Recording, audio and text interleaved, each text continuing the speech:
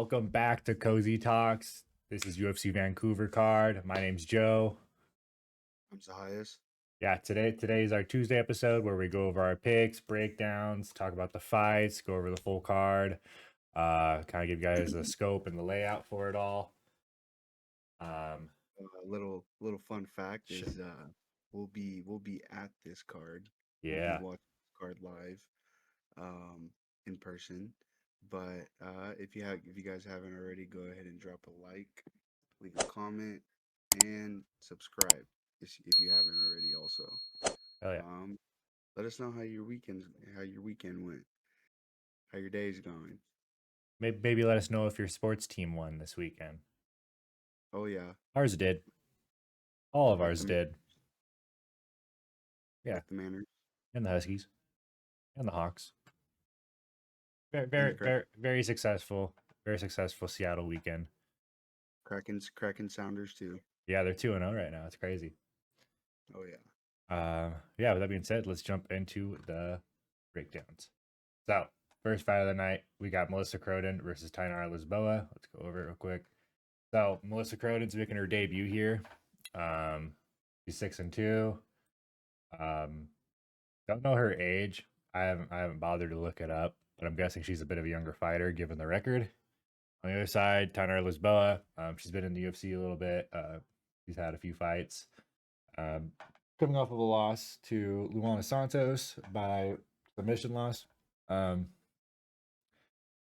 yeah, this was 4 months ago, and it's Luana Santos that uh, is kind of hanging around the rankings.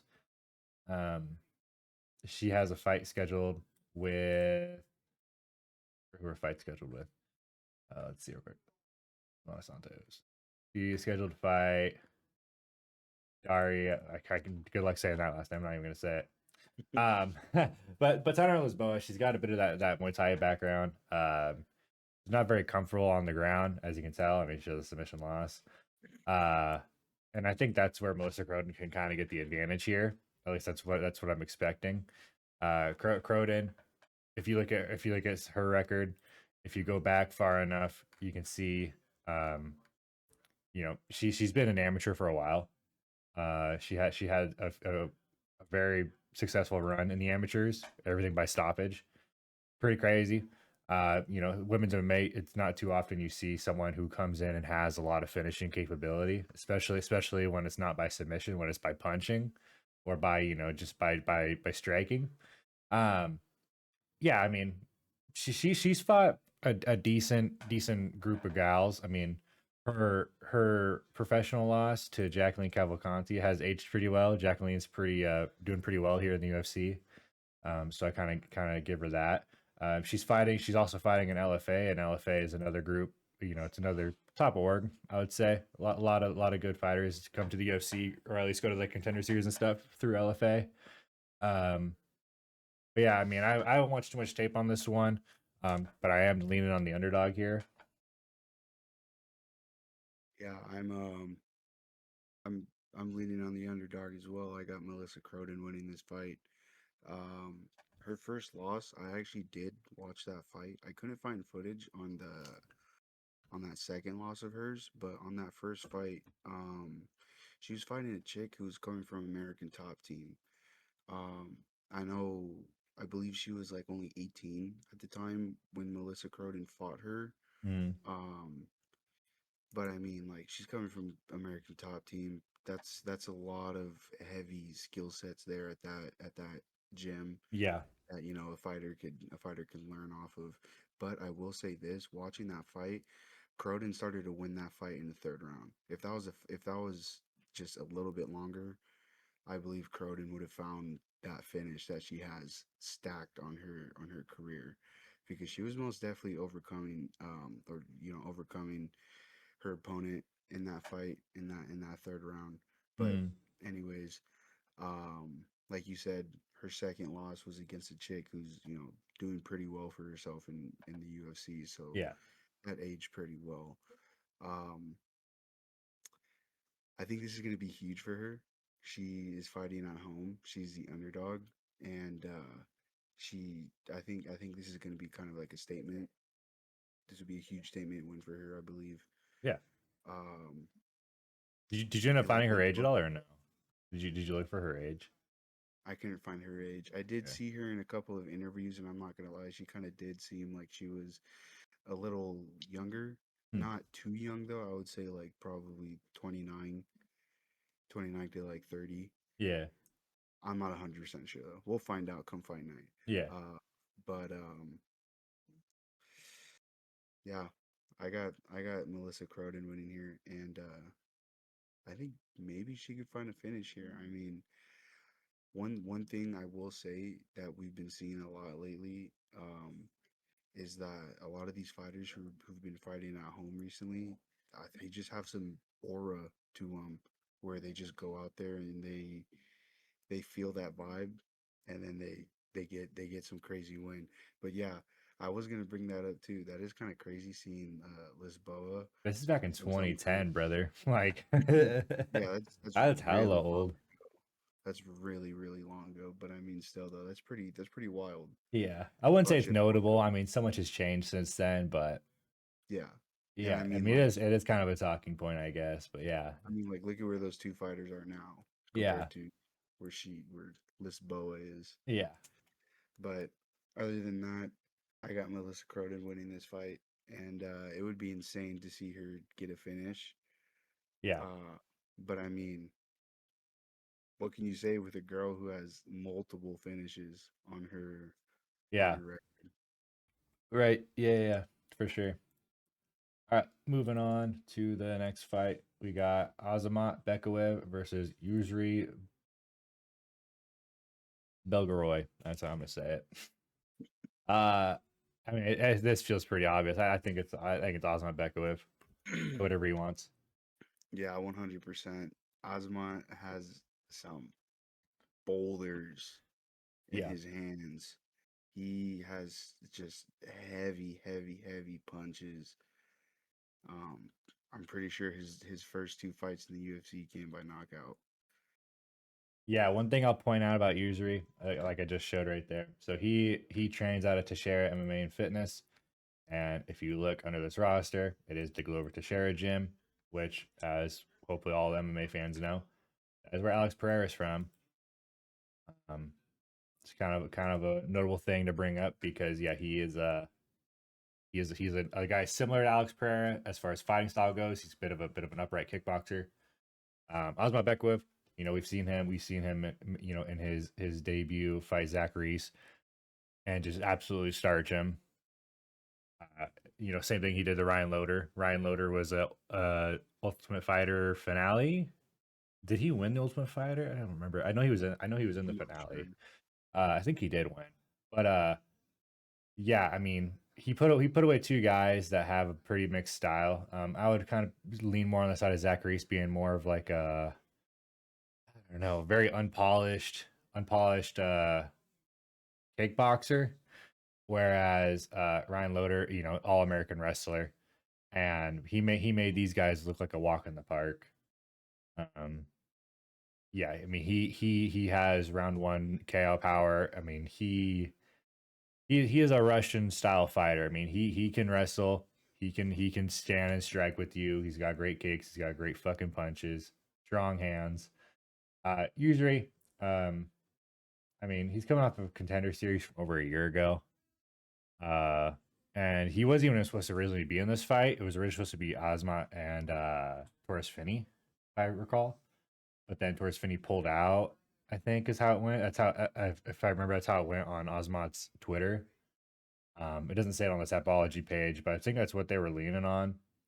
Maybe it wasn't official, but It does say on the Tapology page it was a canceled bout. yeah, does it? Okay. Yeah, yeah. It was originally supposed to be that, but then I think it got rescheduled to this, and Yusri is the one that stepped in. It's not short notice at all. I mean, it was a pretty quick opponent they found for him. Uh, but I think it's the wrong opponent. I mean, this guy, he's a giant. He's 6'5". He's got 79-inch reach, fighting in the middleweight division. That's pretty fucking big for middleweight. Which kind of tells you that his frame is going to be a bit more on the slender side. Um, And Like similar to Alex, real similar to Alex. yeah, and that's kind of the style of opponents Ozma has faced. Zach Reese, I think, was 6'2", 6'3", or some shit like that. Ryan Loder, I don't remember how tall Ryan Loder was. I think they're about the same height. Ryan Loder might have been like a couple inches taller, but I mean, Yeah, another thing to note on Osmont is his reach. I mean, for a dude that's not, I mean, he's 6 foot, but I've seen a lot of 6 foot fighters, with his type of frame with shorter reaches, but he has a pretty decent reach. yeah, yeah. Usually he's gonna have the 7-inch reach, but I mean that's not gonna matter. If Osmont can step into the range and land just a power shot, I mean it's enough to put anyone out, man. Um, 100%. yeah, another thing to note, I guess, is Yusri fought on Contender Series 2 years ago against Marco Tulio. Marco Tulio, he's kind of doing okay here in UFC. I think he just had a win over Trayshawn Gore. Yeah, he won by, I think he Was won that by his pin. was that his last fight, Trayshawn Gore? I don't remember. I feel like yeah, it was. Yeah, I remember watching that. We were at Muckle Shoot for that, right? I think that's Norma Dumont's man. Yeah, I That's think so. crazy. Um, but yeah, no, yeah, I think Osmond can get this done inside the distance. I'm kind of leaning on a round one finish, maybe a round two KO. Yeah, I mean, I'm right there with you. I think Osman has this in the bag. How do you say this other guy's name? Yusuri? I'd be saying Usury. Yusuri? Yeah, Yeah, Yusuri, yeah, he's the guy who fought against Izzy and Alex back in their kickboxing days. And like you were just talking about, he was on the contender series before, lost to Tulio by decision. After that, he went on to KO a dude who then went on to get finished 3 times out of his next 4 fights. yep, And then after that, he went to decision and won against a guy who has the same height but a shorter reach than Hazmat. hmm. Um, Honestly, like you were talking about, I think if Hazmat can get inside of his reach, I think he could really get in there and just land some nasty bombs Yeah, on Usury. um, and another thing too is he's never been finished. He lost by sub twice, but he's never been Hazmat has never been finished by a knockout. yeah. Uh, I don't see big ass Usury getting a sub. Hmm. I don't see that either. No, that Glover gym it's kind of a mix of different styles of fighters. They don't do a lot of jujitsu in that gym. I mean, unless I don't know. I think Hazmat's just gonna be able to nullify his distant management and just be able to cut him off in the octagon Mhm. and find just some heavy overhand something. You know, Yeah, he's a taller guy. I don't know. I don't know. I got Mhm. Hazmat winning though, and I think he can get it done inside the distance. Yeah. Next fight, we got another women's bout, women's strawweight. We got Stephanie Luciano versus Ravenna Oliveira. This fight is taking place at strawweight. Just making sure because as you can see here, Oliveira's last weight, she was fighting up at bantamweight, and she's on a bit of a layoff. Her last fight was against Tainara Lisboa, who we went over in the first fight. Tainara Lisboa beat her. Yes, decision. Um, I mean, that's kind of the loss that Ravenna needs though. She's 28, and I think that was her first loss in a while. As you can see, she won 4 in a row right there. Sure how back that win streak goes. Yeah, I mean she was on a bit of a win streak. Uh, and that was her first real loss. Oh, what's this? Gotta pull up ChatterBait or something. But yeah, I mean my pick on this one's Stephanie Luciano though. She's a bit more of a I don't know. I think she's just had a bit more of the more challenging fights here in the UFC. She had the contender series, decision, which I'm guessing it got turned over. That's probably why it's blue. It probably got turned over to something. Oh, it was a It looks draw? like it was a draw. Oh wow. Huh. But and then she fought Talita Alankar. I think I remember watching that fight. I don't remember much happening in it. But then she fought Sam Hughes, who is a local here in Washington. Not anymore, but she was training out of the same gym as one of our buddies. Um, and yeah, Sam Hughes is a dog. There's nothing to take away from that. That's a pretty good loss in my opinion, especially now that we see where Sam Hughes is going. She just got a pretty big win in Paris, right? She Yeah, was on back the in September. she was on the Paris card. Yep, she was the first fight. Yeah, that's what I remember. Okay. But yeah, this fight feels kind of just like a bounce back spot for Luciano to come off that loss. 6 months ago versus Oliveira being a little bit more inactive almost 2 years ago. Uh, and yeah, I think Luciano is going to be the hungrier fighter in this one.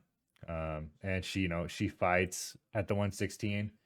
I'm not sure how this weight cut's going to affect Oliveira having to cut down 20 extra pounds from where she has been fighting, and just to be the same size as the girl that already has a longer reach in her. Kind of feels just like it's more of definitely more of a spot for Luciano to be where she needs to be. Hopefully Oliveira comes in on weight in this fight. I'm not sure if she's had weight cut problems in the past, but this is a pretty significant drop in weight class. So Yeah, 100%. I think that's why we're seeing such a huge favorite in yeah, difference in the Stephanie. line.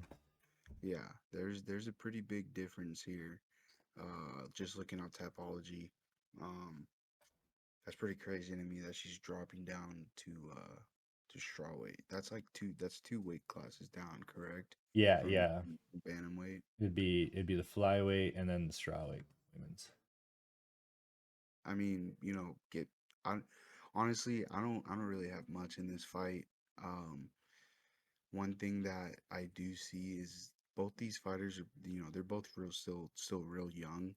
Mm, Um, so in my honest opinion, I think it could go either way.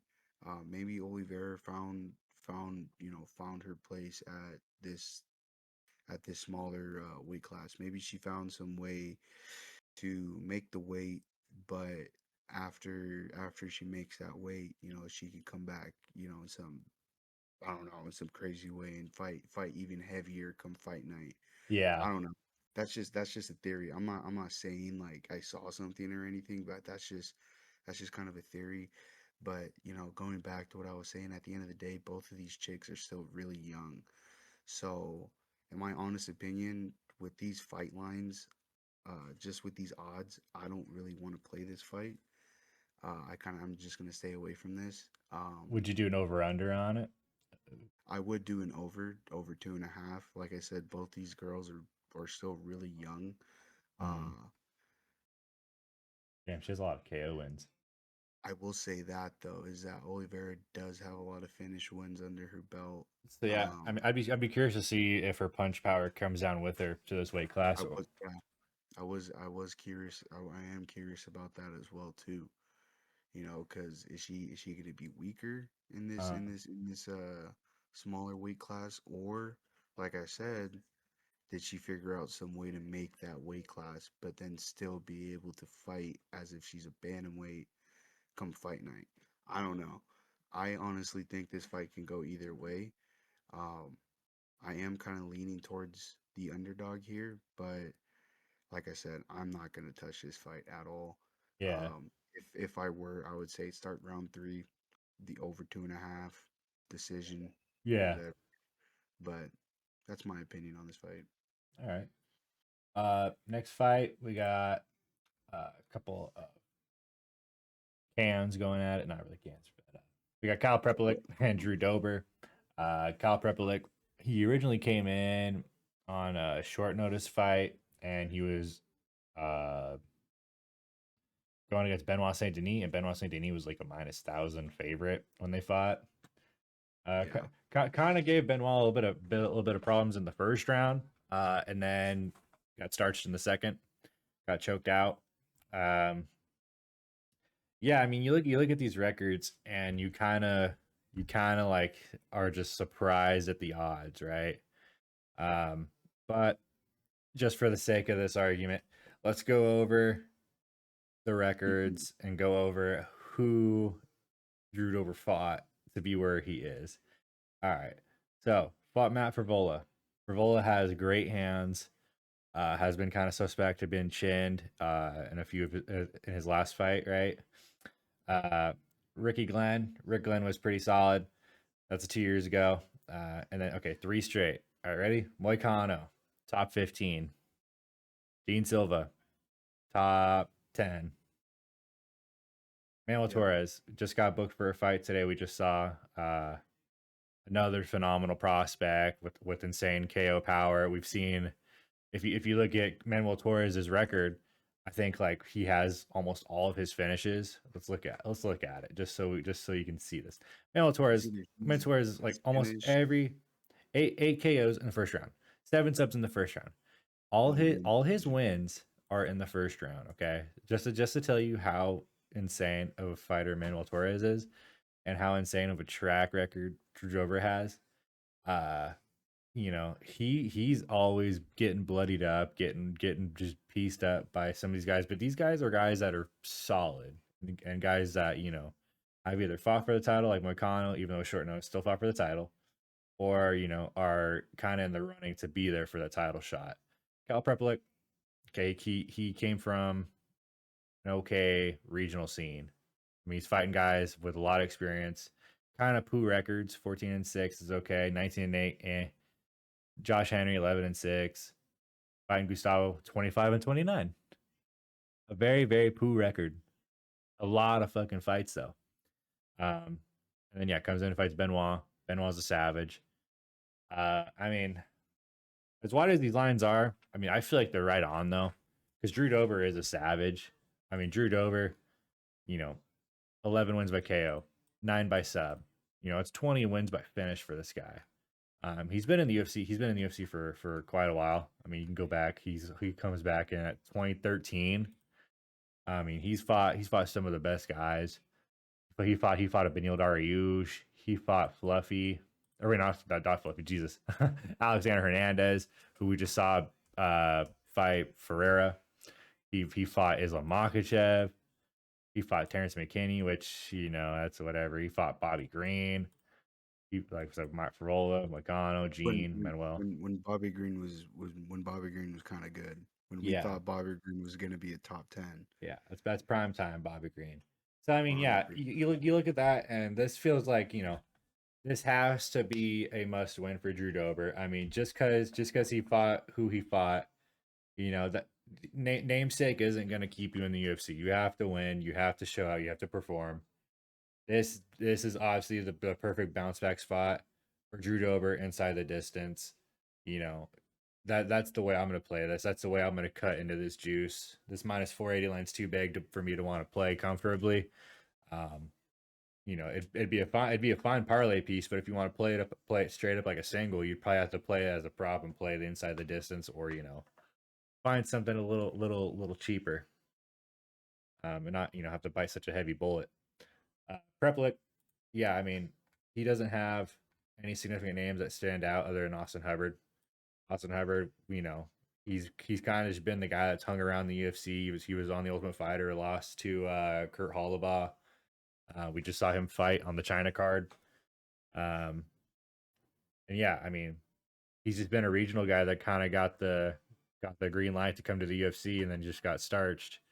And now somehow he's still here. And I mean, he has a decent record. He's never been knocked out. He has 10 knockouts. He has 4 submission wins. But yeah, it's just kind of a question mark for why an 18-9 guy is in here. But also, you can kind of say the same thing about 27-15 guy. But he's just a tenured vet, and I think he's going to kind of show Prepelic the door. Yeah, I'm gonna have to disagree. I got the Canadian winning this fight. Interesting. Nah, I think I was about to turn off my camera. I think in this fight, Drew Dober needs a statement win. In my opinion, like you were talking about his last couple of fights, he's 1-4. Yeah. Uh, I know those first two, or those last two, I mean, were pretty like Over 2 years ago. yeah, they're over 2 years ago. Hmm. But like you were saying, he fought dogs. I wouldn't really count Moicano in there. But his last two fights when he got finished, Gene Silva just fought Diego Lopez, Manuel Torres. Like you were just talking about, all of his literally 99% of his wins are first round finishes. Mm. Um, I just think Drew Dober needs to get a statement win here. Um, he's going against Propelec, who lost against BSD. Hmm. And in my opinion, that was that was a pretty big layup fight for BSD. Yeah. Um,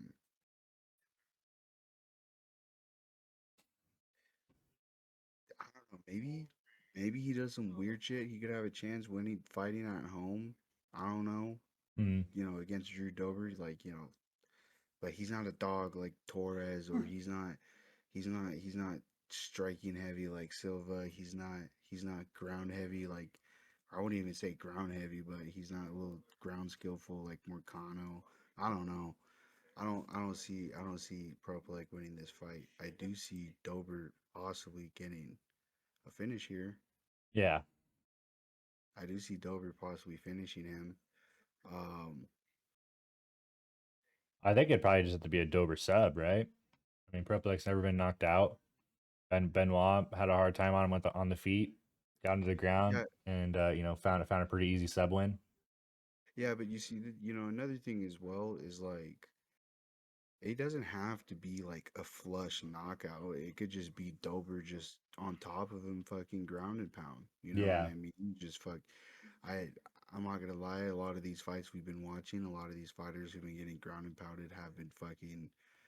The rest have just been letting them eat Yeah. for, yeah, just been Jesus. letting them eat on the ground. But I don't know. Maybe Dober's coming in with a little bit of chip on his shoulder. Mm. Last three fights he's been losing. Last two he lost by finish. Maybe Yeah. he's coming out here for blood. But my pick here is Dober, and honestly, I'll sprinkle a little bit Dober knockout, Dober knockout, Dober submission. I think he needs it. Like Yeah. I said, I think he needs a big win in this fight, and I think he needs a finish. So give me Dober inside the distance. All right. Next fight, we got Danny Barlow versus Jordan Santos. This is Danny Barlow's debut at middleweight. He was originally fighting at lightweight, No, welterweight. welterweight. Yeah, welterweight. Uh, and to be frank, he got checked. But it was, I don't know. I mean, how do I say checked when Sam Patterson had a pretty solid record too, and it was like two prospects coming up together.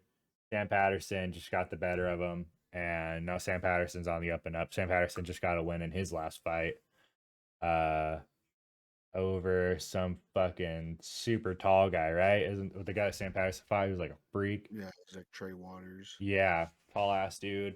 Great, and he found the finish on Trey. Uh, See, I'm not gonna lie though. There is kind of a hype.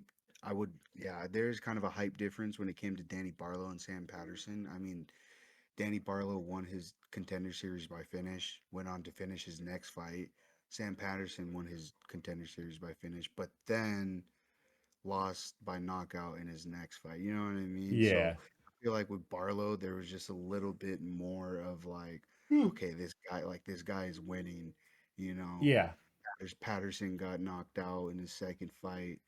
I don't yeah, know, but that's besides the point. That's besides the point. yeah. And yeah, I mean, he's got the left-handed God as his nickname because he has, he's got insane punch power.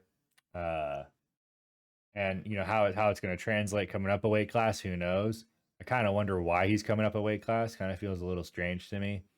I don't recall him having a hard time making weight. Um, oh, apparently he fought Vertinikov. Oh, well, yeah. I mean, I guess he had a hard time there, but he has a bit of a skinny frame, so that's why I find it so weird how he missed weight. But yeah, I mean, he's fighting a Jordan Santos who, fought on Contender Series, got a unanimous decision to win, got the contract, came and fought Ozzy Diaz. Ozzy Diaz was supposed to fight on the last card we saw, but pulled out because he didn't want to get his head chopped off by Gaudier, which is totally understandable. But Ozzy I'd Diaz, call out. I'd call out of work for that too. yeah, I'm sick, Dana. I can't come in today. But yeah, I mean, Ozzy Diaz has kind of been the kind of the sacrificial lamb for the middleweight division. He's kind of been the guy that's been getting kind of spoon fed to some of these higher level prospects that they want to kind of let blossom. But Danny Barlow, this definitely is a bounce back spot for Danny. But it's also a bounce back spot for DeJordan. Both these guys, you can see they have pretty solid records and they're coming off of losses. Yeah, I don't know. This fight's a weird one for me. My original lean was Danny Barlow. But the more I sit and ponder on it, it kind of is more Say of it. a huh? Say it. Say it. It kind of feels more like a trap. It feels like this is a great spot to hammer DeJordan Santos. His brother's Myron Santos, who just won. I think they're brothers. I don't want to put that out there because I'm pretty sure they're brothers though. DeJordan and Myron. Uh, I don't know. um, but yeah, no, like I mean, you can just look at the fucking look where they train out of, man. I don't know if there's any names at law school. I mean, it's not a very notable gym if I've ever heard of it. Um, AJ Cunningham fought there. AJ Cunningham, I don't even think he's in the UFC anymore.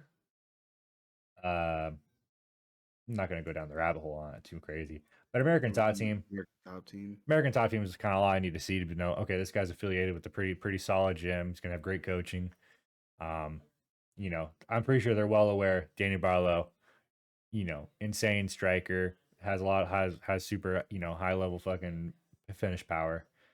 Jordan Santos, he's not too shabby on his side of this coin.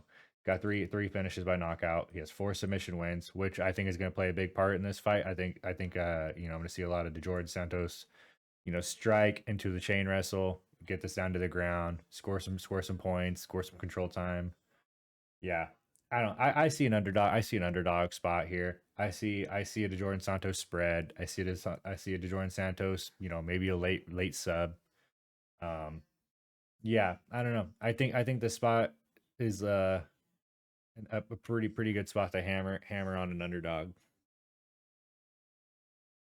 Yeah. Looking at this fight, I couldn't make a choice. I was real iffy on it, but now I got Santos. I got the underdog winning this fight. Um, you know, learning that Barlow is moving up a weight class, and like you were talking about his last fight, he got kind of chin checked by Sam Patterson. The submission My guy. Yeah, a submission guy.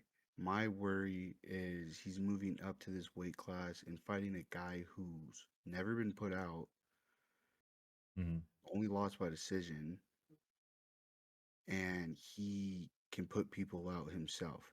Not only with his hands, but he could find a submission win on the ground, standing, in the Yeah. clinch. Santos is a pretty well-rounded middleweight, and like you were talking about. Oh, he only had never mind. He only has one sub win. I thought he had more, but Who? oh, that's I'm Barlow. yeah, looking at Barlow. Okay, I'm you're I'm looking. just looking through his record a bit. Yeah. Yeah, I mean Santos. He has four. He has 4 submission wins. Yeah. Um, and he has 3 knockouts. I love Barlow and I love his striking. He's a clean striker. But I feel like he's gonna gas. Coming up a weight class and fighting a dude who's an actual middleweight. I think it's kind of crazy that the lines are favoring Barlow. Yeah. Um, This might be a fight I come back to and I actually don't pick yet. I might just wait and see what the weight looks like when, come Friday. Because if Danny Barlow is looking swole, if he's, filling out his frame that I've been saying is skinny and slim, if he's looking like a legit middleweight, you know, all day I'll pick a juiced up Danny Barlow. But I look at the frames. DeJordan Santos is a bit more full. He looks like an actual middleweight. Um, yeah, I mean, if it's gonna be like that, I expect a lay and pray for the guy that's actually heavier and bigger and stronger. I'm not gonna lie. I just looked up Danny Barlow on Instagram.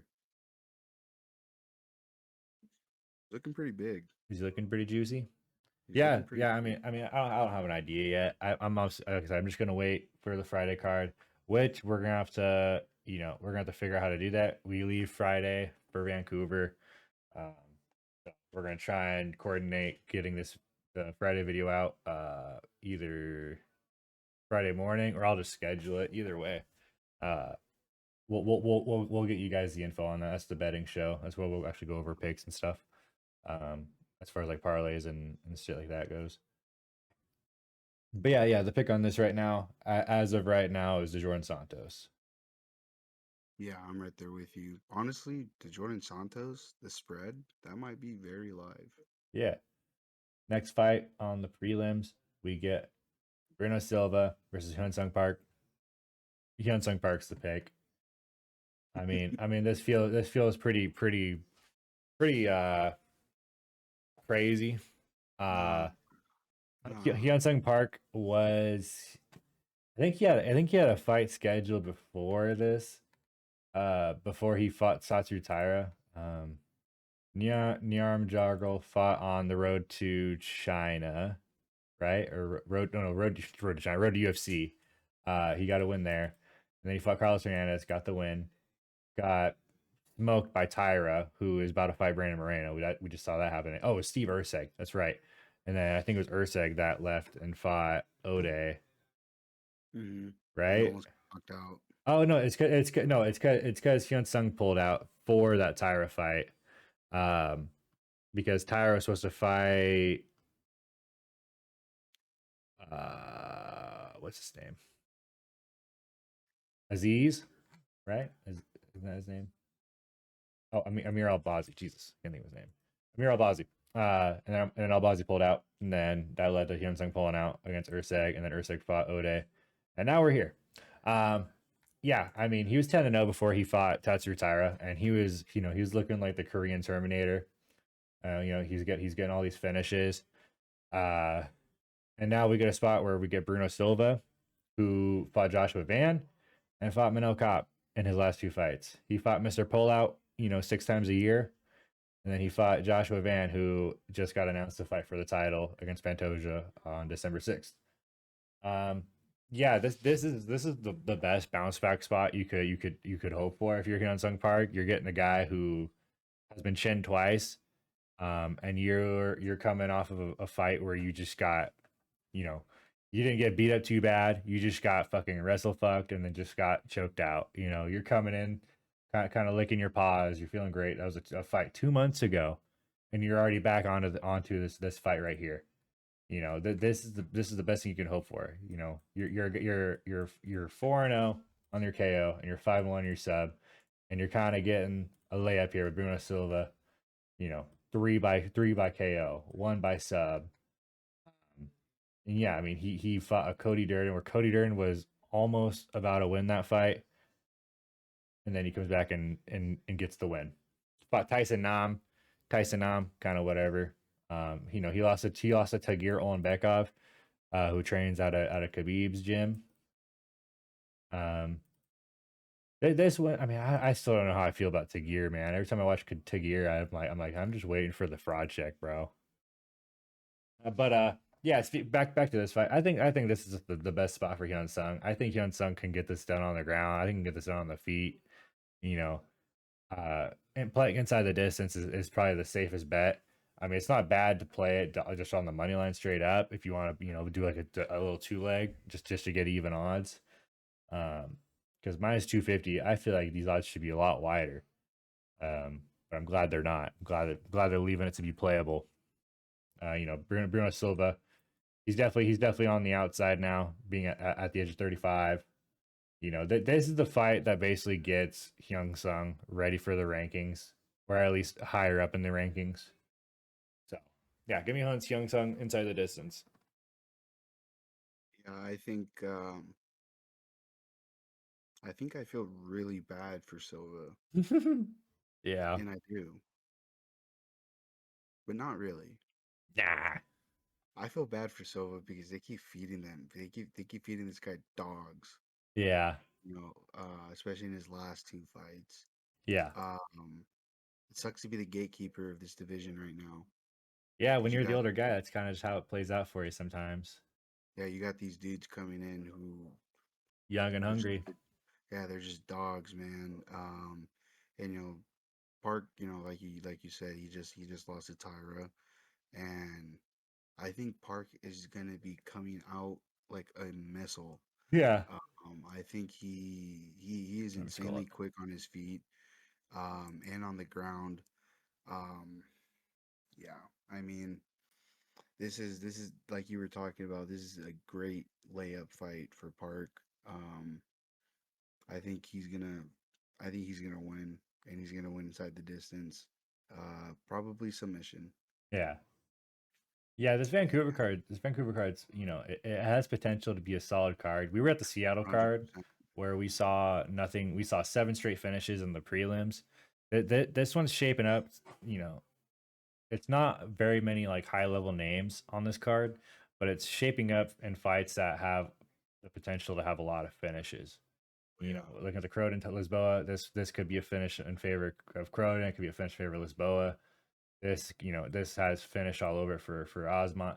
This fight, I don't know. I mean, this is a fight that probably won't. This fight has potential to be fun, but it's just two young girls like going I at it. like yeah, like I said, they're both young. They're Yeah, both real young.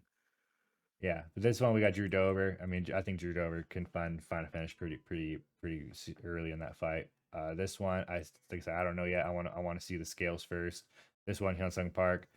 Now we got the featured prelim. We got a banger. I think this one's gonna be a great fight for the prelims. Charles Jourdain versus Davy Grant. This was the fight that I was scratching my fucking beard, my imaginary beard, my upside down beard, my squirrel.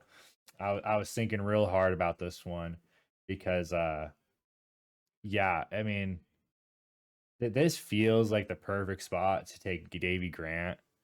Um, and I really wanted to, but I'm kind of playing into the trend that we've seen the last few cards where hometown has been rocking and hometown guys have been smoking the competition. Uh, and this feels like a great spot for it. And that's kind of where I'm at right now. Jordan's brother just won on the contender series. Um, and I'm kind of just I'm on the train where the Jourdain family, they're feeling confident, they're feeling good. And I think this is a good setup fight for him. David Grant, he's just older. He's that vet that is somehow in 2025 still kind of in the talks to be in the running for ranking, which is absurd. But I mean, he's been turning away all these prospects, and rightfully so. I mean, he just came off a win over Damon Blackshear. Damon Blackshear, kind of a low IQ fighter, but he has a great submission game, and that's kind of his thing. He's one of the few fighters to win by a twister. He had a win over Ramon Tavares, who fought on Perth. He came off a split decision loss, which you can argue he won against Marcos, and then Marcos lost to Montel Jackson. I think that's who he fought. Um, and yeah, he has a few other wins against the Sun Sao and Smolka. On the other side, you got Kron Gracie, who's the fucking epitome of BJJ, boot scoot, crawl on your ass, fucking. It doesn't belong in the octagon. But Ricardo Ramos, who we just saw just get. I mean, he fought Con Ofley on the Saturday card. This fight fucked over. It fucked over a lot of the Twitter pages I saw. This was an absurd fight. Um, Super low IQ, not choosing to fight the hands for Ricardo, but yeah, and he comes off a loss to Sean Woodson. Sean Woodson's a pretty solid fighter. We saw him fight Danny Ige last time out. Gene Silva, dude. We just got done talking about him with Drew Dober. Yeah, I mean, Charles Jourdain put up a bit of a fight in this one, and then just got smoked. Go figure. Gene Silva, when he was on the up and up, was just rinsing this division before hitting the brick wall of Diego Lopez. And then you got to win over Victor Henry. Victor Henry, look at the record, 24-6. I mean, got a sub win. Uh, yeah, I mean, like I said, it just feels like a great spot for a Charles Jourdain. Um, and I'm gonna probably assume this is either a decision fight or it's Charles Jourdain by submission because we go to Davy Grant. I mean, it hasn't been really too recent, but he is susceptible to submission. His last submission loss, I mean, it's pretty far back. I mean, Manny Bermudez back in 2018. He had two back to back. So I mean, he obviously worked on it, but he hasn't really been fighting guys that have had that kind of high level BJJ. Charles Jourdain, he's a black belt. Um, he definitely wants to keep this on the ground, especially with a guy like Davy Grant who has that Englishman boxing. Um, he's got a nasty jab. He's got great kicks. Uh, but yeah, I like Charles Jourdain in the hometown here. Yeah, I got Charles Jourdain winning this fight too. It's crazy. Grant, he keeps winning fights he shouldn't, and he loses fights that he should, in my opinion. Yeah, Um, but he's fighting Charles Jourdain, and honestly, I like Charles Jourdain a lot. I think he is a great prospect. He's only 29. mm, Um, I mean, that Gene Silva loss was pretty devastating. yeah, Uh, he, you know, he won his last fight, but it's been almost a year since that. Um, I think Jourdain wants a finish here. I think he's gonna try to get a finish here, especially being, at home. mm, But I kind of see this being a little bit of a tough fight for Jourdain. Like you were talking about Grant, he's real weird. He's really weird. And as soon as Grant starts to get flowing, with that weird striking of his, yeah. I think it'll be kind of a hard fight for Jourdain. So hopefully Jourdain can, like you were talking about, get some of that grappling in there and get this fight to the ground. Um, but I do think Jourdain is live for a finish, especially being at home. Yeah, But I think it'll be a tough fight for him. But I got Jourdain winning here. I like it. Moving on to the main card, we get Matt Frivola versus Kyle Nelson. My pick on this one is Matt Frivola. Like I said, Matt Frivola, we just talked about him earlier. This dude's just a brute. I mean, he's got some great KOs. He's finished Drew Dober, who we just talked about. He beat Ottoman Azatar, who was undefeated. That was kind of a big deal back then. He beat a Terrence McKinney, but McKinney has kind of been susceptible, or he lost to Terrence McKinney. McKinney. Yeah, sorry, McShinney. But yeah, I mean that was kind of that kind of raised a red flag because McKinney, he's a start fast, finish fast kind of fight, and 7 second first round is a pretty quick one. Lost to Armand. That's a pretty good loss. So Armand's about to fight Dan Hooker, probably in a title eliminator or title challenge eliminator. Um, yeah, he's lost a few times out. Fought Benoit, lost to Benoit by head kick. This was when Benoit was on like his super hype. They were thinking that this guy was about to just be on the run for the title. Um, and he probably still is. I mean, he just came off a win over Hoofy and Farziam, who was supposed to fight in Paris, but unfortunately did not. Um, yeah, I mean his losses hold a lot of value. They're not terrible losses in my opinion. On the other side, I got Kyle Nelson. I mean, the dude just looks like an animal, but you know he has 3 KO losses. Lost to Steve Garcia after coming in heavy. No worse way to do it than coming heavy, getting part of your purse snatched from you, and then getting Steve Garcia to just pound your head in. I think he lost to Jai Herbert. Jai Herbert's not a terrible loss, but it's not a great loss. I mean, Jai Herbert's kind of been a bit more of the bottom tier in this division. Billy Quarantillo, that's an okay loss. I don't know. Losing to Ferreira, we just got done talking about. Losing to Alexander Hernandez. Yeah, I mean this feels like a great fight. I think this one has banger written all over it. I think this is gonna be one of those fights that starts fast and probably doesn't get it out of the first round. Um, but yeah, I think Matt Favola can get it done here. The steamroller. Hell yeah. I agree with you. I think this fight is gonna be a banger. Both these guys, they got some finishes both under their belts. Mhm. But I got Kyle Nelson winning here. I think Kyle Nelson will get it done. I'm not gonna lie though, I am riding off of that hype of being able to fight in your hometown. Kyle Yeah, Nelson is the underdog going into this fight. he is the Canadian I mean, underdog. I mean, it is a little bit of a pick 'em, but I mean, he's in his hometown. He's currently the underdog. Um, Frivola has been checked, chin checked. Hmm. Kyle Nelson has been knocked out as well. Um, I just think given the fact that both these guys like to get in and kind of make a little bit of chaos in the cage, and have that inside dirty boxing in the pocket. Hmm. Um, honestly, I'm gonna go with the guy that's fighting at home. I'm gonna go with the guy that's currently an underdog going into this fight, and he is fighting at home.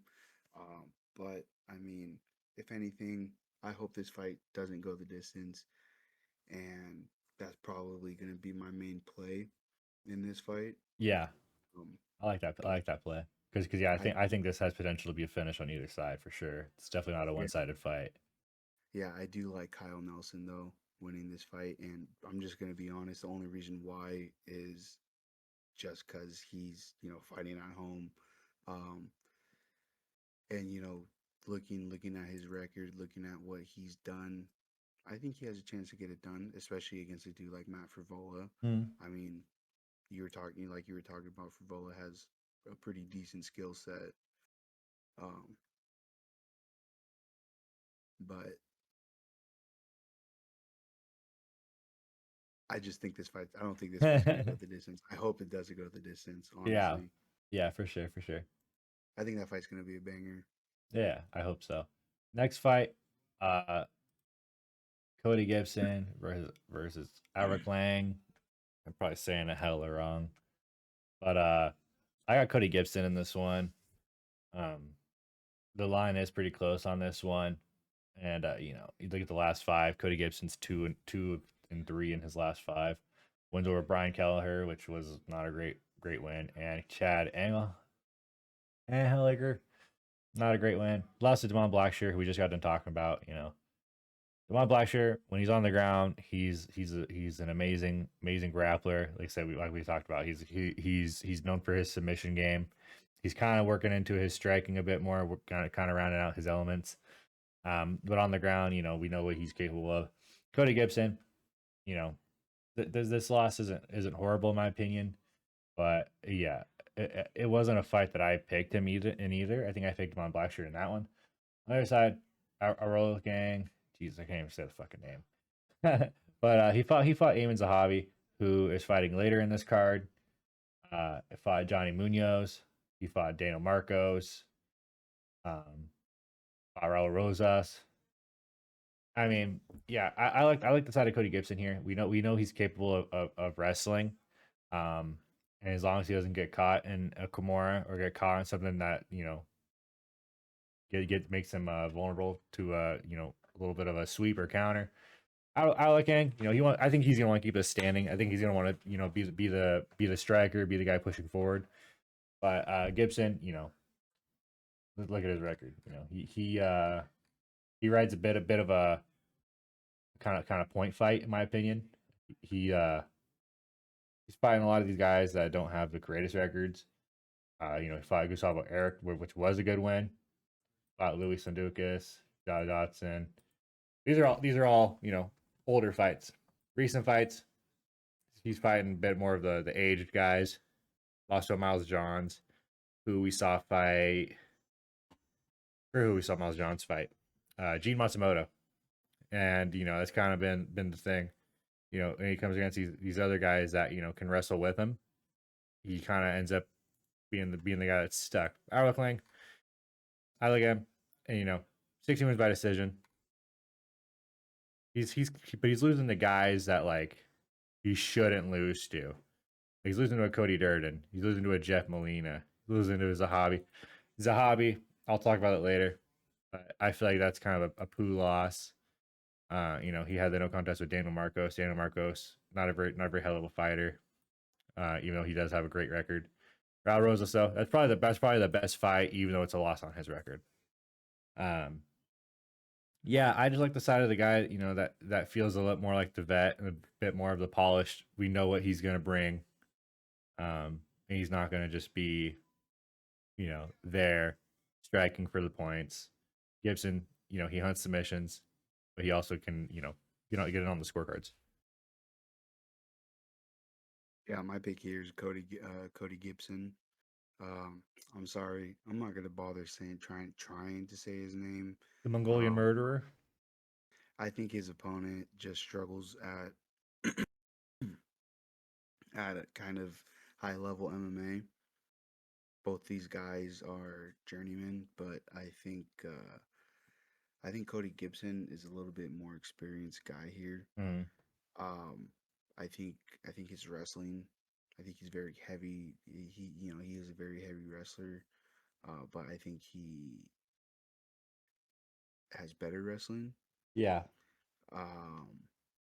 And his opponent, his nickname is the Mongolian Murderer.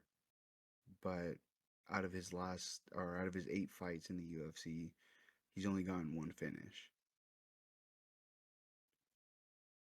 And it's not even in his last 5. Yeah, and I mean, who knows the level of competition he was fighting outside of the UFC.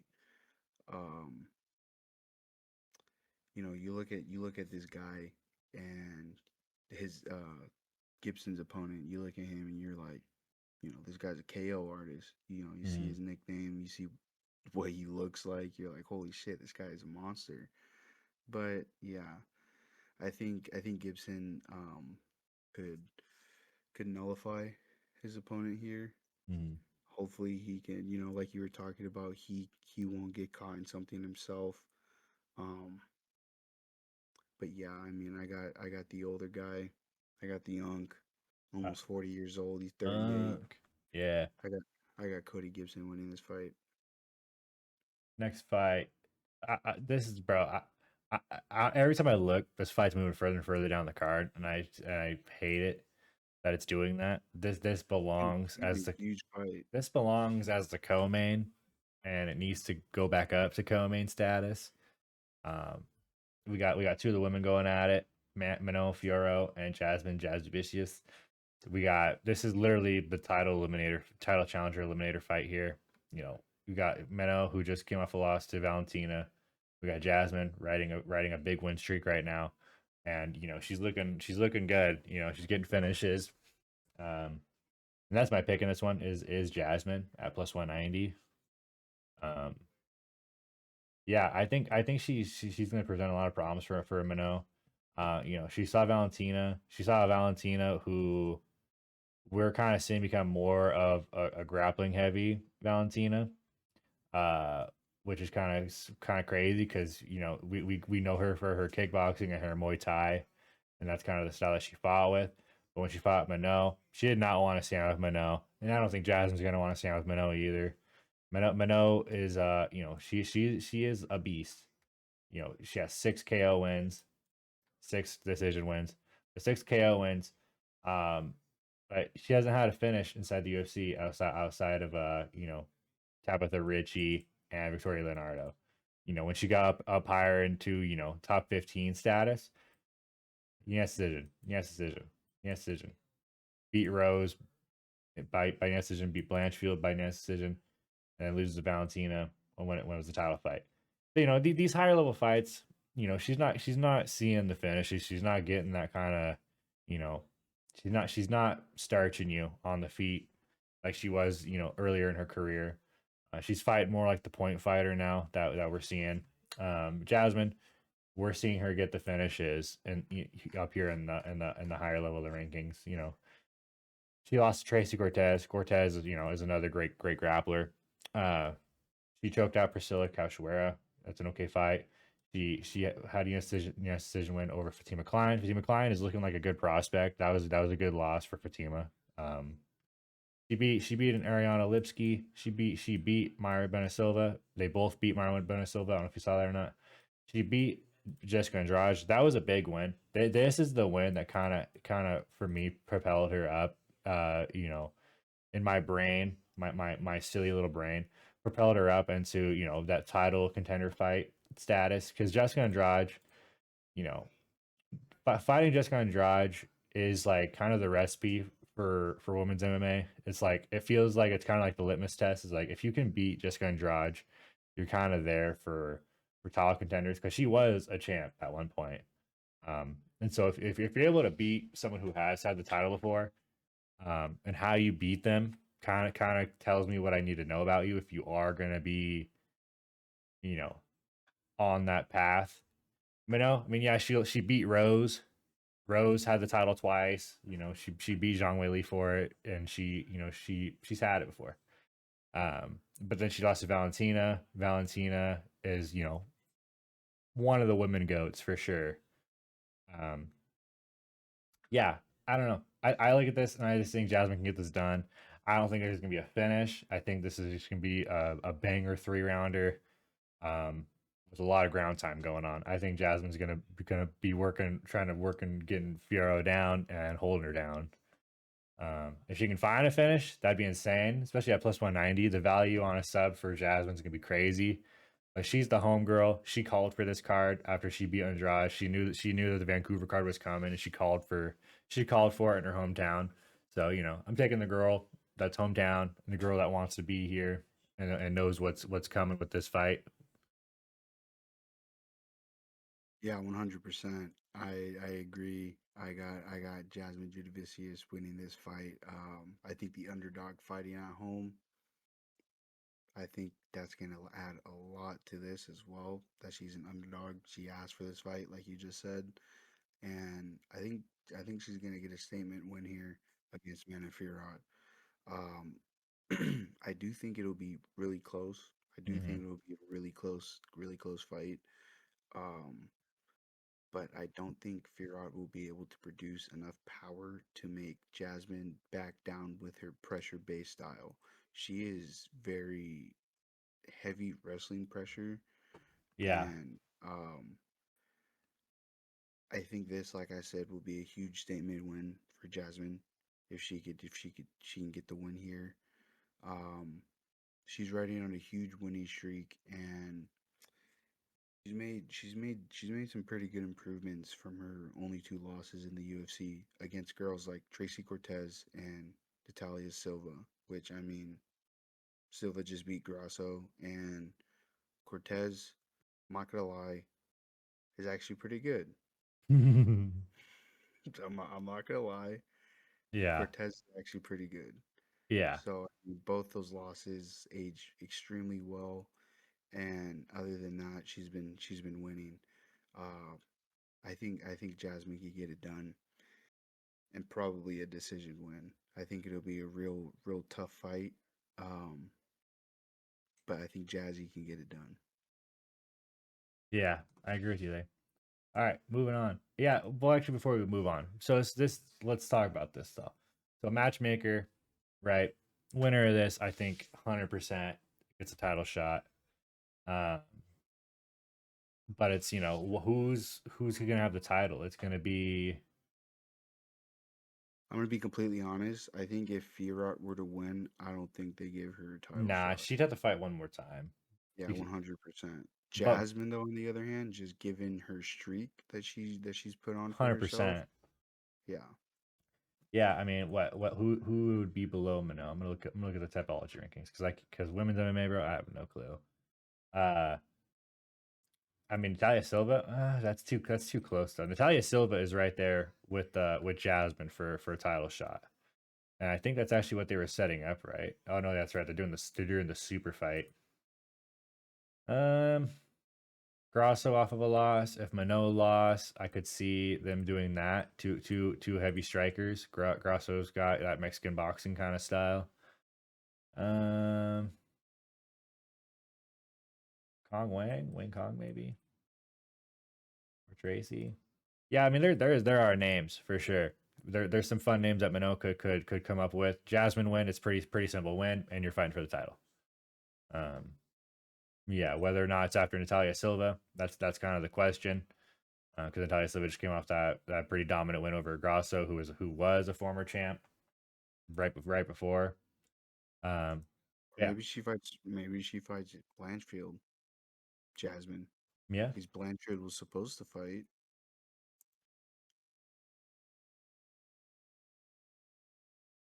Firot loses, Macy Barber gets that fight Mm. because Macy Barber pulled out. Oh yeah, that's right. I was like literally like it was like we thought we were about to watch the main event, and it was like, yeah. So she just pulled out. Yeah, So I remember being so excited for that fight. I uh, was like, well, I'm actually pretty excited to watch this women's MMA main event. And they roll in the intro. It shows Macy Barber and Aaron Blanchfield talking about their camps, blah blah blah, and all of a sudden it's the commentary team. yeah, no, it's not good news when you see the commentary team right after. That was sad. Next fight on the main card, we get Cheeto Vera versus Eamon Zahabi. This is a tough fight for Cheeto, but I'm rolling with him on my pick here because Cheeto Vera is Cheeto. He is an animal. He's got nasty fucking kicks. He's got fast kicks. Um, he's great on the feet. He's got good ground game as well. He's a very rounded fighter. And I mean, if you look at his losses in his last 5, well, first of all, he beat Dominic Cruz, who now is on the commentary team. You know, he lost to Corey Sandhagen, who literally just fought for the belt. He beat a washed Pedro Munez. That was kind of the only fight that I was like, all right, well, that kind of stinks. But this is a Pedro Munez from 2 years ago who, still was pretty decent. But look at Pedro now. We're like, yeah, Pedro's washed. I don't even know if he's in the UFC anymore. He lost to Sean O'Malley.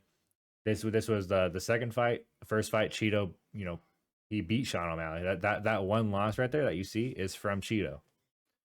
And then we see him fight Figgy, who we just saw have a huge bounce back win over Montel Jackson. So I mean, Figgy or Cheeto isn't losing to cans as of late. I mean, yeah, he's 23-10, doesn't have a crazy good record, but he is where he is because he earned it and he fights hard. And he's only 32, bro. If he can do what Figgy did and turn back the guy that is surging through the ladder right now and wants to hop in these rankings, this is the spot for Cheeto. Eamon Zahabi, if you look, the one thing I will say about Eamon Zahabi, he has a hometown buff. If you look at his record when he fights in Canada, it's insane. I'm pretty sure he has he's like 4 or 5-0 when he fights in Canada. I actually don't know the stat, but I remember them talking about it last time when he fought Jose Aldo. I'm pretty sure that was also that. I don't think this was a Canada. Yeah, Was this a that Canada? was Was this a Canada when he fight? when he fought Jose Aldo. Though they were in Montreal. Yeah. Okay. Yeah. So yeah, I'm right about that. But yeah, he's just one of those fighters that just has some crazy hometown buff. But his wins, I wouldn't say are very solid. We'll start back in 2017. He lost to Ricardo Ramos, who we just talked about, low IQ poo fighter. Lost to Vince Morales, who's older. He beat Draco Rodriguez. I don't even know who the fuck that is. He obviously not in the UFC anymore. Beat Ricky Tercios, who isn't this the guy that flipped off fucking Van and then just got his ass beat? I think it was, right? Or no, it was Rosas. He flipped off Rosas and then got starched. Yeah. and then he beat Arlick Lang, who I think we just talked about earlier. He beat Javi Bashrat, which is one of the Bashrat brothers, but this is the one that was washed and we saw get starched by Ricky Simone in Seattle. He beat Pedro Munoz, who, like we've talked about, is a bit more of a washed fighter. He's on the outside of his career. Jose Aldo. This was Jose Aldo's last fight. or second to last fight. I think it was his last, right? Yeah, it was his last fight, and Jose just retired. I mean, Jose knew that that was kind of the end of the road for him. So Amin Zahabi, he's kind of getting more of the handout fights, in my opinion. Whereas Cheeto, in his last five, he's kind of been fighting nothing but the top dogs. And so, yeah, I think this is just this is a prove it fight for Cheeto. Show that the top 10 of this division isn't a bunch of cans. Um, turn away some of these guys that think they can just come in these rankings off decision wins over less than ideal competition. But yeah, I mean, Zahabi, he's a guy that's going to want to control the clinch, control the cage time, control you on the ground. But Cheeto's smart. He manages range well with his kicks.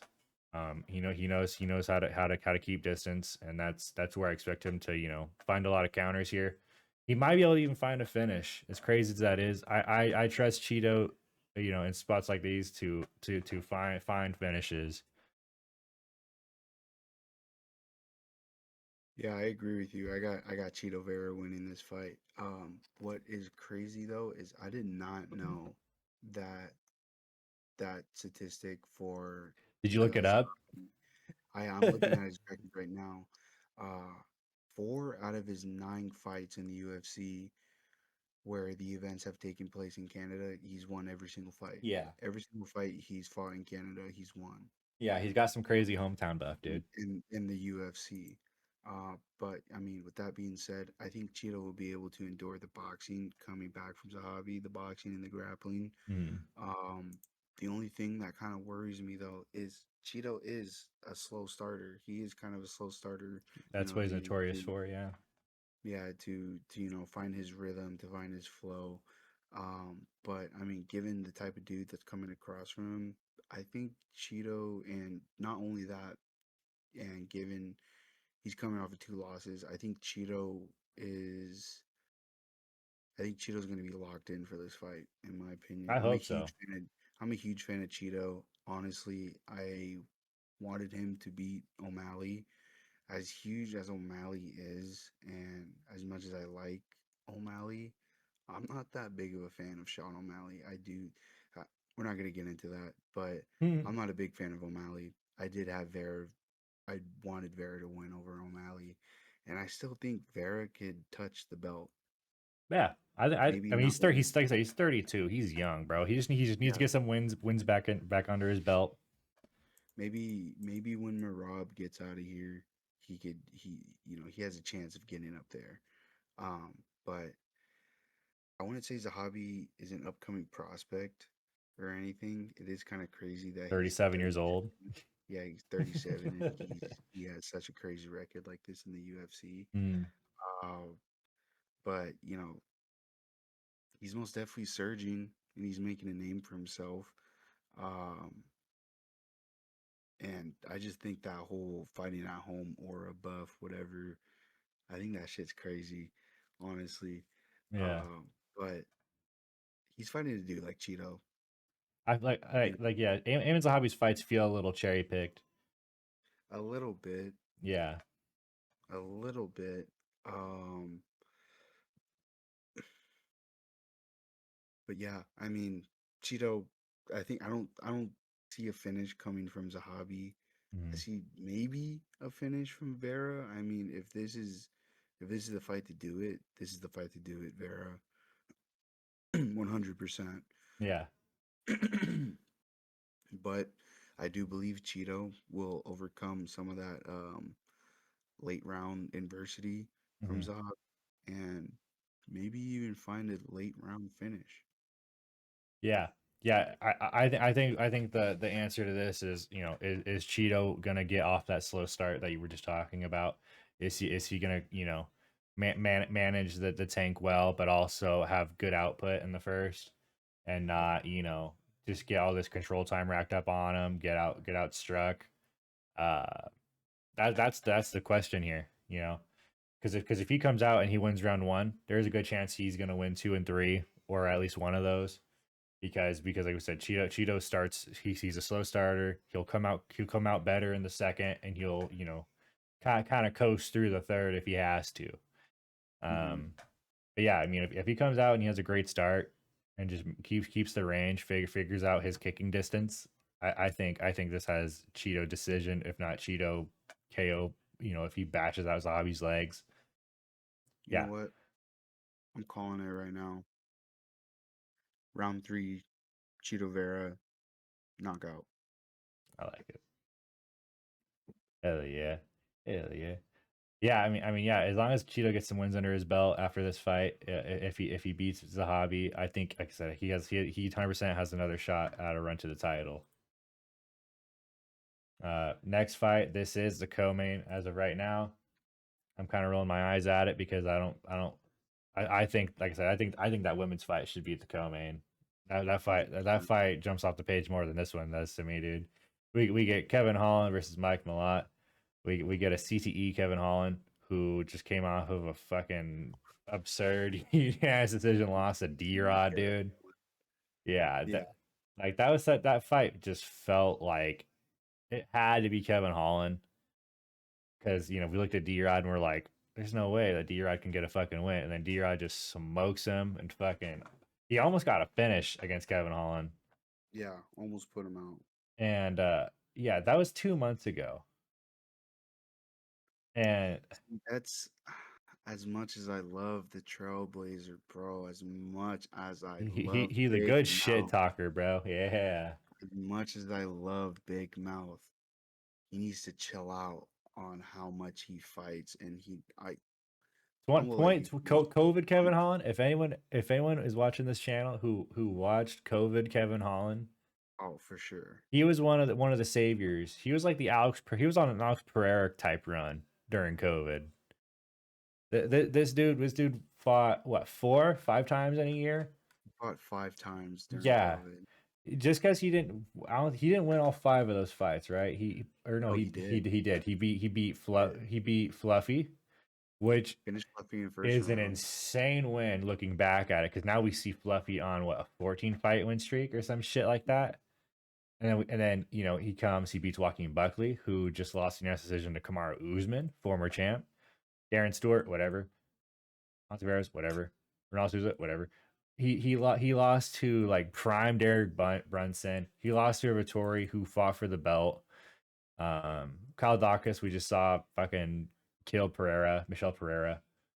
Um, he beat Alex Oliveira, Tim Means, Unk, and then this kind of spelled a bit of the downfall here. But it was like he still was fighting top dogs. Lost to now champ Hamzat Shemaev. Lost to Wonder Boy, who wasn't washed, wasn't insane. Uh, he beat Santiago Ponzinibbio, who we just saw lose. I will. And we I and will then say. Sorry, you're sorry, sorry, you're sorry, good. You're sorry. good. You're good. I will say, because I watched that Stephen Thompson Kevin Holland fight. I remember being super excited for that fight. I think Kevin Holland was just playing too much, bro. He was just playing too much with Stephen Thompson. You know, Yeah. that's my take on that. It was a Kevin five Holland. rounder. It was a great fight. It was a great fight, but yeah, Kevin Holland just I think underestimated Thompson. Yeah. Yeah, no, 100%. I mean, Steven Thompson is not some dude you can take lightly just because he's a fucking super nice guy inside that cage, bro. He's a killer. Um, he beat Michael Chiesa by Darce, which is a crazy win because that's how Michael Chiesa likes to win. He's a submission guy, 100%. Lost to another champ, Jack Della Maddalena. Lost to a guy who's in the running for a title shot, Michael Venom Page. He beat Mikhail Alexeychik, who has kind of turned his career around since joining Fighting Nerds. Lost to Roman Dolidze, who is kind of in the shot for title. Lost to Raynard Ritter, who is about to fight in the main event of this card. And winner of that is probably getting the next title shot. And then he beat Gunnar Nelson. This was his last fight at middleweight. Now he's fighting down at welterweight, because he got tired of getting fucking big dog by those guys, because he is a tall guy with a really long range reach, but he was just getting body too much. So he comes down, fights Gunnar Nelson. He beats Vincent Luque, who we just saw. Excuse me. get fucking smoked and should have been knocked out by Ho Alvarez last Saturday. And then he loses to D-Rod. This he's losing to a D-Rod that he should not be losing to, man. This is like one of those fights that you look at and it really alters the path that you're on, because he was starting to make a run here at the welterweight. Uh, Same can be said for Mike Malott though. He was looking like the Canadian superstar to be, and then he gets derailed by Neil Magny. And Neil Magny just had a finish in Perth over a Perth guy that, what we were just talking about, the same kind of thing. He was kind of on that train to being a Perth superstar, being an Australian guy that, we could look at in the rankings, Jake Matthews. Beats Trevin Giles by decision, and then beats Charles Radke by knockout, which, is a pretty impressive win because Charles Radke is a brawler, savage. But Mike Malott's more kind of known for his submission game, in my opinion. I feel like he's kind of more of a heavy grappler. Yeah, I mean, I'm on the side here of Kevin Holland just because of the value of his fight schedule, and when he is locked in what he can be. But when he's fucking around and he's not taking shit serious, we see the problems he has. He fights for the money. I mean, at this point, he's 32 years old, but he has 32 fights in his career, and it doesn't really feel like he's gonna be around that title shot. And if he wants to be around that title shot, now is the time. You're literally in the rankings. You're fighting a guy outside the rankings. I would take this as a bit of a sign of disrespect if I'm Kevin Holland. If I want to be taken seriously, these are the fights that you got to win and turn these guys away and show that you kind of want to stick around and get some of these more high level fights. For sure. For sure. Honestly, I don't see this as disrespect to Holland. I see this as you need to prove it for Holland. Yeah, You know, like you were just talking about, lost to D-Rod in a fight that he shouldn't have lost. no, D-Rod's almost pushing 40. Trailblazers, he's a guy who, I don't know, bro. Like you were just talking about. I honestly feel like if Kevin Holland were to just lock in a little bit and not trying to be such a personality. yeah, and were to slow down on how much he fights, because I mean, brother, with how much you fight, there's so much footage of you. There's so much stuff that these fighters could go and watch and learn off of. I mean, when when was Kevin Holland's last fight? 2 months Two ago, months ago? almost three. 2 months ago? That's nah, dude. I mean, if you're an athlete that can improve your game within 3 months and go on and fight another fight, and let alone Mike Malott, who's a up and coming prospect and a very high prospect coming out of Canada. I mean, and you're fighting him at home. Mm-hmm. I mean, I'm a little iffy on this fight. I'm not gonna lie. I'm a little iffy. Both of these guys are very strong fighters. Holland coming off that loss, I feel like he might be coming into this fight with a little bit of a grudge, you know. But I mean, at the end of the day, though, Kevin Holland ain't really like that. Mm-hmm. He ain't really like that. I've I would only say I've seen Holland like that maybe once. You know what I mean? Where he's that dude who's like, nah, I want to go in here and fucking win this fight. You know what I mean? Mm-hmm.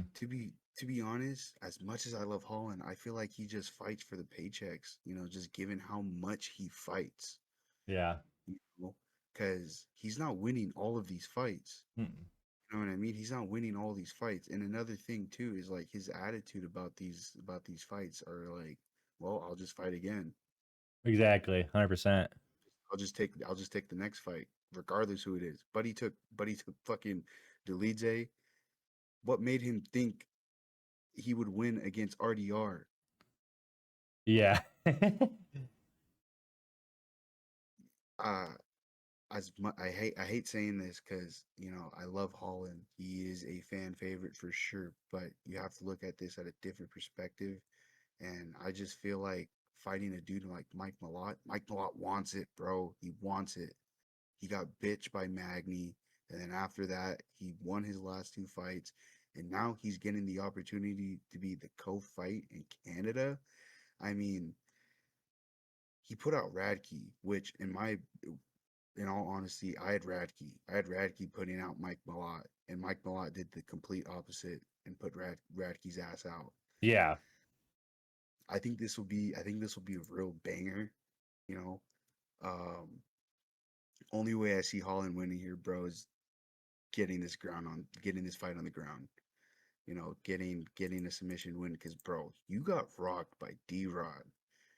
By And I mean, Unk. D Rod knocked out Ponzinibbio, but Ponzinibbio's unk too, bro. Yeah.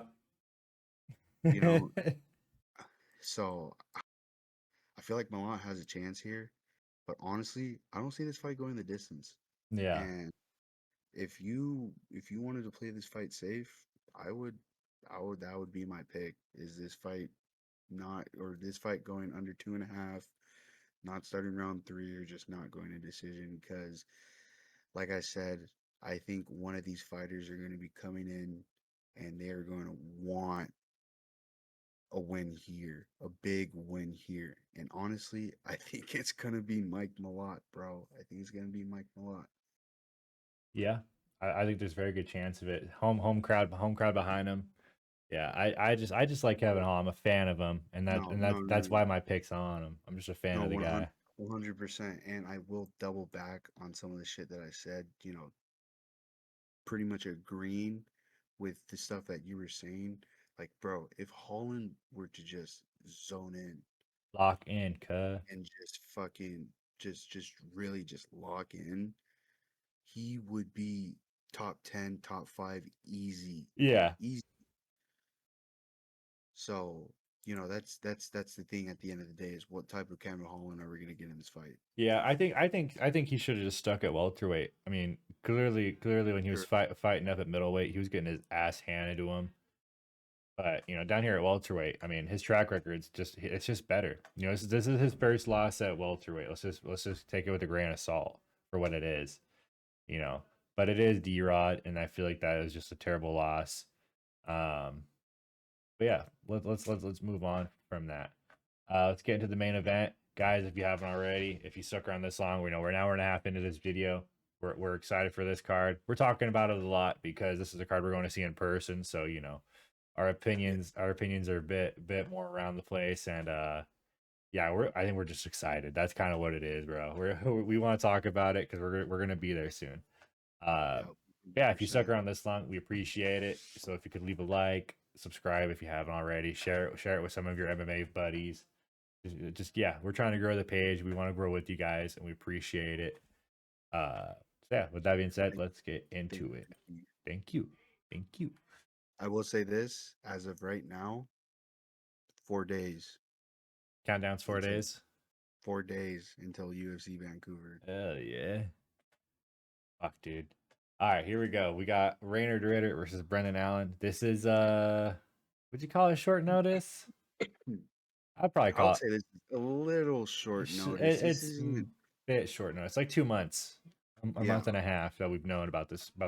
It used to be Fluffy that was gonna fight RDR, and with that fight was gonna be a fucking banger. This fight, 100. this fight has potential to be a banger. But I feel like this just feels like more like a one-sided affair, dude. I feel like we're about to just see levels to it. We got Raynard Ritter versus Brendan Allen. Raynard Ritter, former one champ.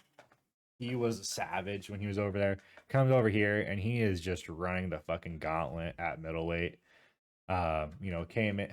I mean, look at the dude. He's a fucking savage. But yeah, I mean, dude, he is nasty. He's kind of growing into one of my more favorite fighters. He comes in, he kind of puts on a fucking stinker with GM3. Um, but it was a debut fight. I'll give it to him. It was a debut fight here at UFC.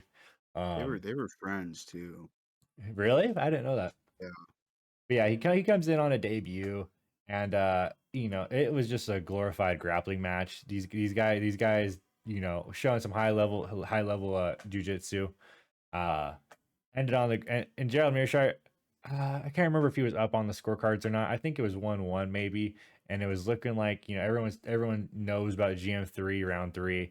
That's kind of his thing, is he's kind of the late bloomer in fights, and he can put you away late in the fight. Because you know he's just got that high level jujitsu, dude. And if he catches you, you're fucked on the ground. Oh yeah. And but yeah, you know, Rainer Ritter has very elite jujitsu. He's one of the better grappling guys I've seen. Um, and yeah, he gets Jared Mishra out of there late in the third, via arm triangle, and then he fights the Kevin Holland that we just talked about. The Kevin Holland that used to be middleweight and then is now at fuck is it called? Welterweight. So now we, you know, we see him, and we get that matchup against Bo Nickel. And this I will say, a lot of people that I talked to were on the side of Rainer de Ritter in this fight. Unfortunately, I wasn't one of them. I wanted to believe that Bo Nickel was, you know, gonna be something The at the phenom. yeah, I thought he was gonna be something interesting for this. But after seeing the build on these guys side by side, and then seeing what I saw in the cage, the absolute ass whooping, the belt to ass that Rayner give Bo. I mean, he fucking knocked him out with a knee to the ribs. And it was just the weakest shit, bro. Like Bo just quit. He 100% quit. But you go from that, and they feed you Robert Whitaker, and I bet on Robert Whitaker in that fight. I 100% was on the side of Robert Whitaker, the Reaper. I was like, dude, this is a great spot for fucking Whitaker to get his win and be back in the, you know, the conversation of top five, and just stay sticking around the title.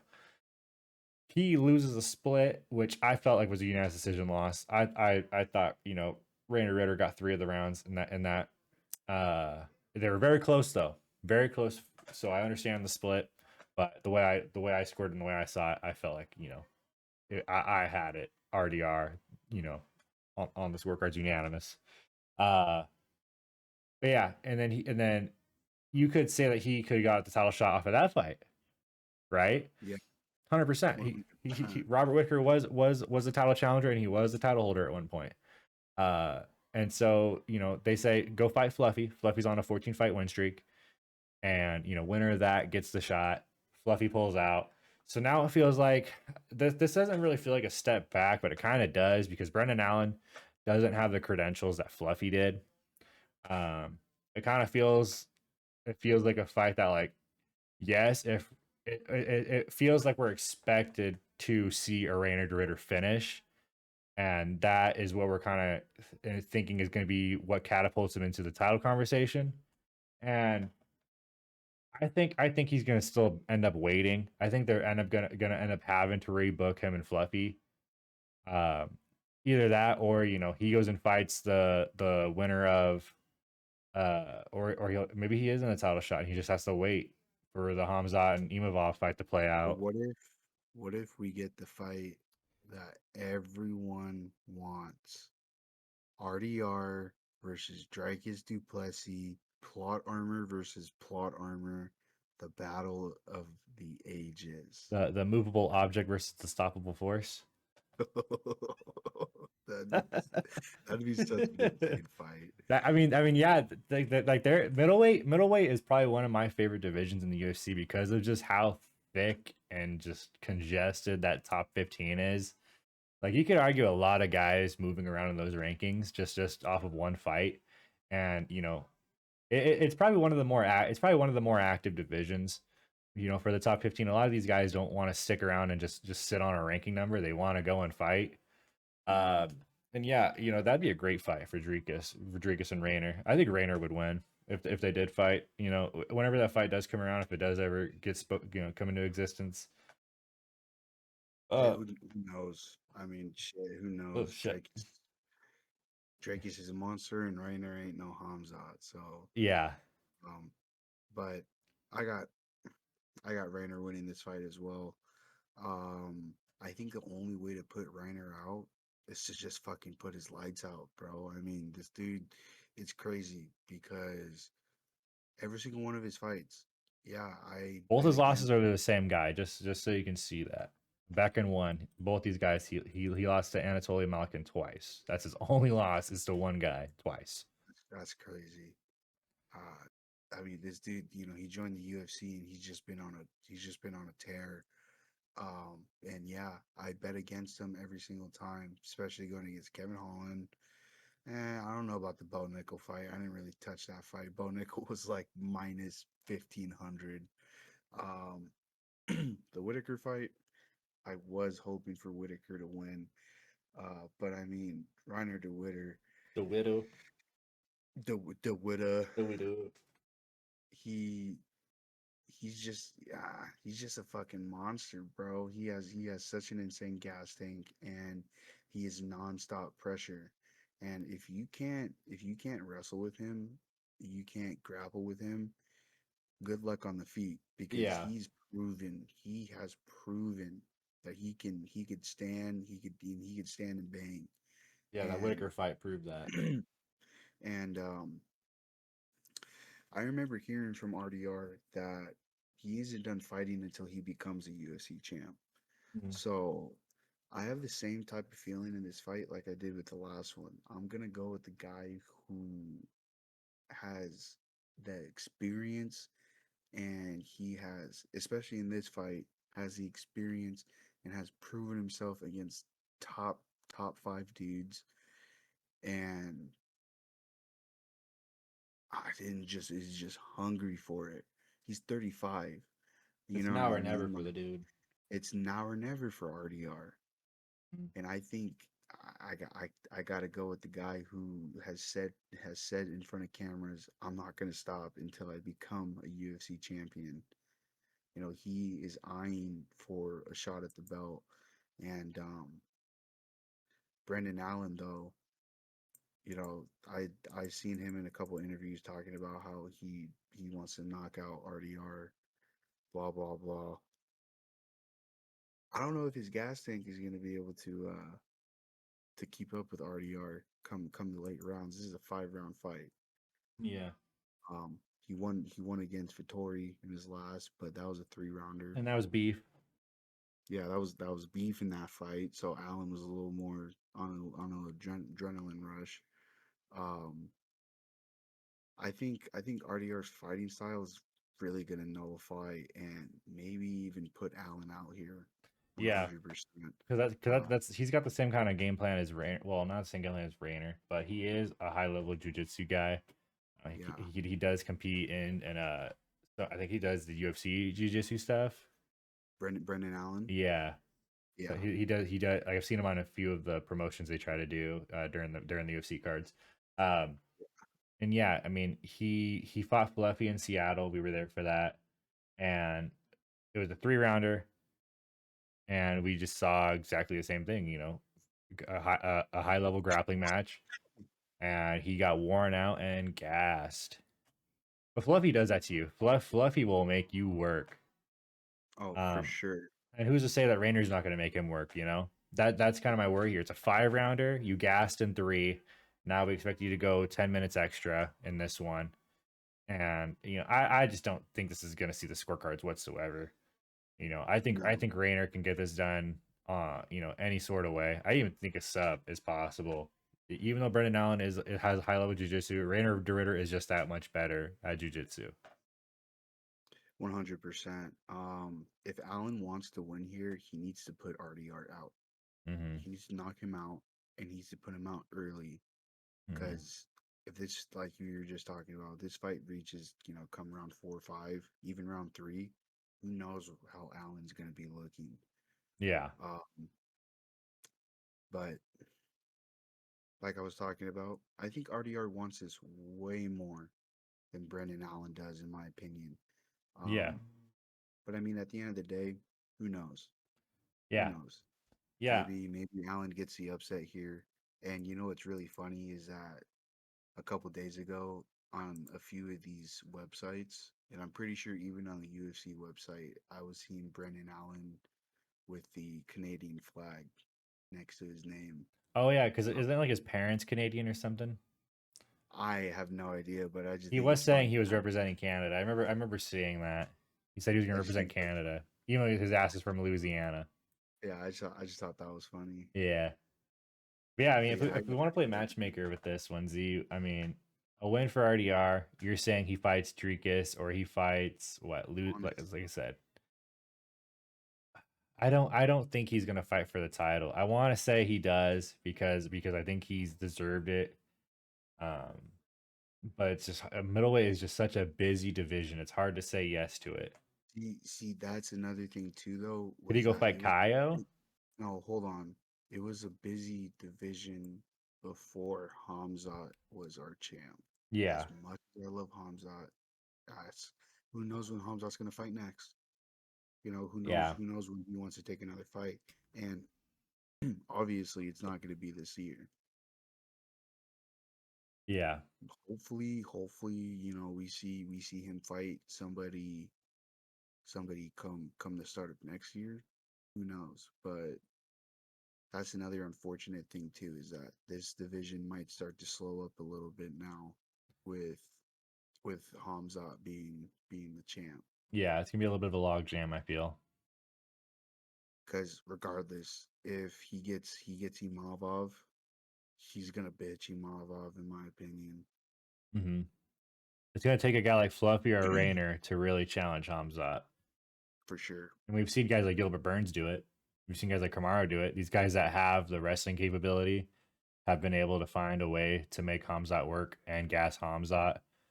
And Hmm. it was a 3 rounder when he fought Gilbert, and Gilbert almost won that. You could have made an argument for Gilbert.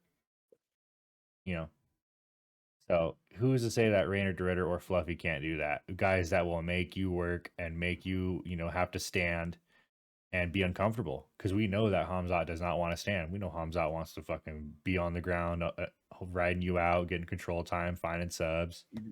Even even when Hamzat wants to strike with you, his coaches tell him otherwise. Yeah, So yeah, that's just how dominant Hamzat is.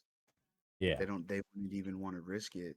They just tell him just keep wrestling. Don't try it. You're winning the fight. Don't even try it. yeah, You know, one thing I will say though is that this is kind of shitty for Brendan Allen because it's kind of like the same thing as like Man and Rock.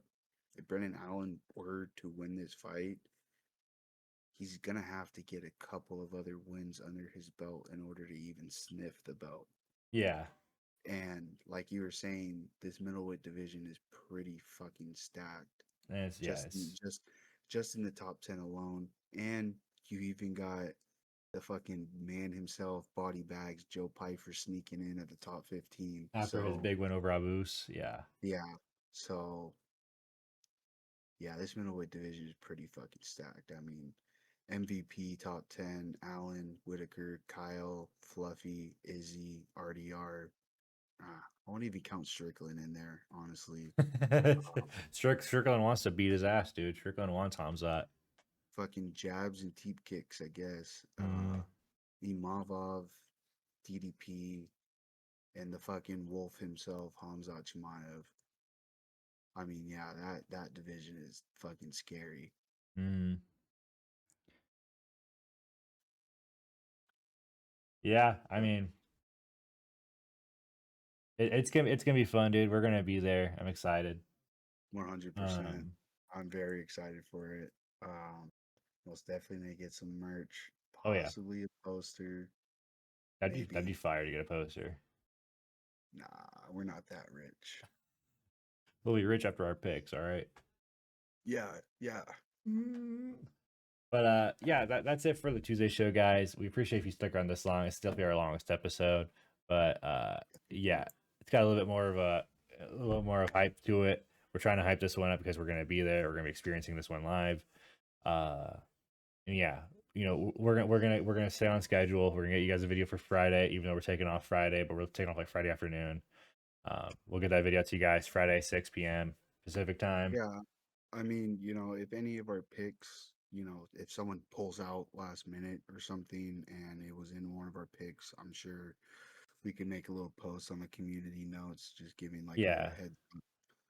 Yeah, you're here on the YouTube channel. We'll post on that. We did that for last week, saying we weren't going to be putting out any videos last week because we wanted to gear up for this one. So let's just say that the length of this video kind of makes up for no content last week. So you're welcome. Well, also we were going to the Manners game. Yeah. Game 5 against Yep. Detroit on Yeah. Friday. Yeah. So we had Cut to us some slack. Yeah, we had to lock in for that shit too. Yeah. So. Yeah. Great fucking dude. Yeah, go Manners. Yeah, Manos. But yeah, so thank you guys for sticking around. We'll see you in the next one. Stay cozy. Stay Peace. cozy. Have a good night.